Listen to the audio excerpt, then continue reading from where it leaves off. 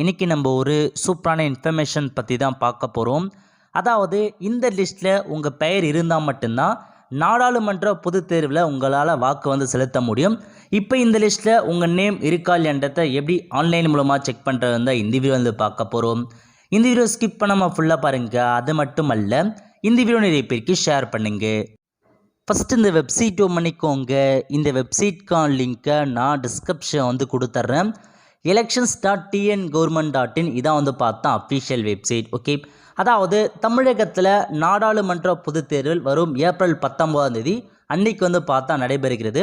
அந்த தேர்தலில் உங்களுக்கான வாக்கை நீங்கள் செலுத்தணும்னா கண்டிப்பாக ஓட்டர் லிஸ்ட்டில் உங்கள் நேம் இருந்தால் மட்டும்தான் உங்களுக்கான ஓட்டை நீங்கள் போட முடியும். ஸோ தமிழக அரசு சார்பில் 22/3/2024 அன்னைக்கு ஒரு அறிவிப்பு வெளியிட்டிருந்தாங்க பாருங்கள். அதாவது ஓட்டு போட சொல்ல உங்களுக்கான ஓட்டர் ஐடி கார்டு இல்லாத பட்சத்தில் கீழே ஒரு 9-10 டாக்குமெண்ட்ஸ் கிட்ட கொடுத்துருக்காங்க.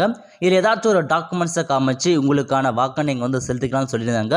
இது குறித்து நம்ம சேனலில் வீடியோ போட்டிருந்தோம். ஸோ இதில் முக்கியமான இன்ஃபர்மேஷன்ஸ் என்ன, உங்ககிட்ட ஓட்டர் ஐடி இருந்தால் மட்டும் உங்களால் ஓட்டு செலுத்த முடியாது. உங்களுடைய பெயர் பார்த்தா அந்த வாக்குச்சாவடிக்கு அனுப்பப்பட்ட ஓட்டர் லிஸ்ட் இருக்குது பாருங்கள், அதில் உங்கள் பெயர் இடம்பெற்றிருந்தாலும் மட்டுமே உங்களால் ஓட்டு செலுத்த முடியும் அப்படின்றத தெளிவாக கொடுத்துருக்காங்க. ஸோ நிறைய பேர் பார்த்தா புதுசாக ஓட்டர் ஐடிக்கு அப்ளை பண்ணி கார்டு வாங்கியிருப்பாங்க. பட் இன்னமும் அவங்க பெயர் ஓட்டர் லிஸ்ட்டில் ஆட் ஆகாமல் இருக்கும். உங்கள் நேம் ஓட்டர் லிஸ்ட்டில் இல்லாமல் இருந்துச்சுன்னா கண்டிப்பாக உங்களால் வாக்கு செலுத்த முடியாது. ஸோ இப்போ உங்கள் ஓட்டர் லிஸ்ட்டில் உங்கள் நேம் இருக்கான்றதை எப்படி செக் பண்ணுறது அப்படின்றத நம்ம பார்க்கலாம். ஓகே, அகைன் இந்த ஹோம் பேஜ் ஓப்பன் பண்ணிக்கோங்க. இதில் கொடுத்துருக்காங்க பாருங்கள் சர்வீசஸ்னு. இந்த ஆப்ஷன்ஸை நீங்கள் கிளிக் பண்ணால் போதும். இதில் போயிட்டு எலக்ட்ரல் ரூல்ஸ்னு இருக்குது பாருங்கள், இன் பிடிஎஃப்னு. இந்த ஆப்ஷன்ஸை நீங்கள் கிளிக் பண்ணதுக்கப்புறம் இதில் பார்த்தா உங்களுக்கான ஓட்டர் லிஸ்ட்டுக்கான இன்ஃபர்மேஷன்ஸ் கொடுத்துருப்பாங்க. இதில் ஃபஸ்ட்லேயே இருக்குது பாருங்கள், final publication of electoral roll 2024. இந்த ஆப்ஷன்ஸை நீங்கள் கிளிக் பண்ணால் போதும். இந்த மாதிரி தான் ஒரு பேஜ் ஓப்பன் ஆகும். இதில் போயிட்டு ஃபஸ்ட்டு உங்கள் டிஸ்ட்ரிக்ட் செலக்ட் பண்ணிக்கோங்க. அதுக்கப்புறம் உங்களுக்கான சட்டமன்ற தொகுதி எதுவோ அதை நீங்கள் செலக்ட் பண்ணுற மாதிரி இருக்கும். செலக்ட் பண்ணிட்டு சமர்ப்பிக்க அப்படின்ற ஆப்ஷன்ஸை நீங்கள் கிளிக் பண்ணினா இதில் உங்கள் எல்லா வாக்குச்சாவடியோடைய நம்பர்ஸ் எல்லாமே கொடுத்துருப்பாங்க. எல்லா ஊர் லிஸ்ட்டையுமே ஷோ ஆகும். இல்லை உங்கள் ஊருக்கான பார்ட் நம்பர் எது அப்படின்னு பார்த்தா அதுக்கு நேராக போயிட்டு நீங்கள் இந்த மாதிரி கிளிக் பண்ணியிருக்காங்க பாருங்கள் ப்ளூ கலர் லிங்க்கு. ஸோ உங்கள் ஊரோட நேம் கரெக்டாகான்னு செக் பண்ணி பார்த்தா நீங்கள் கிளிக் பண்ணதுக்கப்புறம் இந்த மாதிரி ஒரு கேப்சா கோடு கேட்டிருக்காங்க பாருங்கள். இந்த கேப்சா கூட அப்படியே பார்த்து நீங்கள் ஃபில் பண்ணுற மாதிரி இருக்கும். ஸோ கரெக்டாக நீங்கள் ஃபில் பண்ணிக்கோங்க.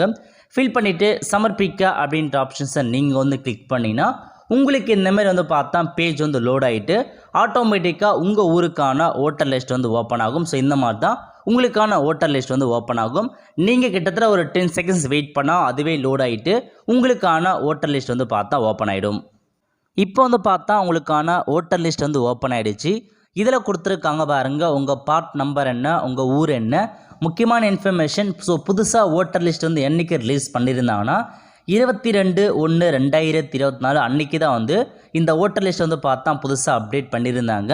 ஸோ இது வரைக்கும் உங்கள் ஊரில் எவ்வளோ பேர் இருக்காங்க, எத்தனை ஆண்கள் இருக்காங்க, எத்தனை பெண்கள் இருக்காங்க, அதுக்கான மொத்த இன்ஃபர்மேஷன்ஸ் தெளிவாக கொடுத்துருப்பாங்க.